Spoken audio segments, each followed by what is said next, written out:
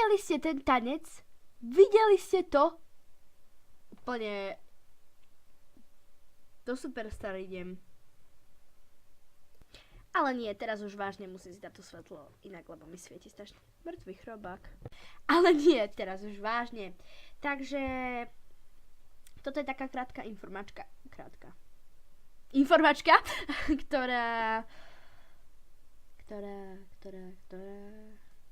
ktorej sa budeme rozprávať o rôznych novinkách, o rôznych informáciách, prekvapivo, a tak ďalej. Takže napríklad, čo sa zmení na tomto kanále, prečo sme dali odber tamtomu kanálu, dobre, to bola úplná blbosť, ale príklad.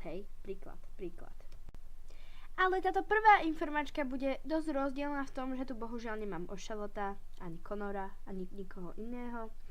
Takže to bude taká skôr moja súkromná informačka, ale potom už budeme točiť spolu skôr o tom, že čo sa stalo mne.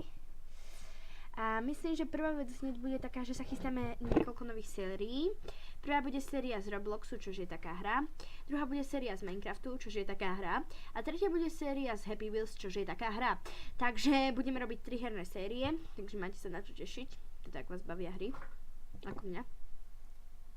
Druhá vec je to, že budeme mať trička, pretože Ošavot tam má kontakty, kontakty, to znelo, keby bol nejaký mafián.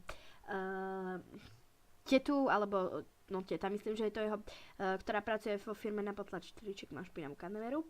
A vlastne ona by nám bola schopná dať potom akože na nejakú slavu, takže tým pádom by sme mali tie trička lacnejšie, tak tým pádom by boli trička. No potom budú teraz videá v trocha lepšej kvalite, pretože Ošavot má nový foťák, ja som sa nejako dostala ku kamere, ktorú máme doma už dlho, ale nevadí, teraz neriešime. A vlastne už máme akože aj viac schopných videoeditorov, ako teraz, čo sme to upravovali na mobile. To je hnusný zvuk, fuj, to už nerobím. Pripomeňte mi, nech to už nikdy nerobím, hej.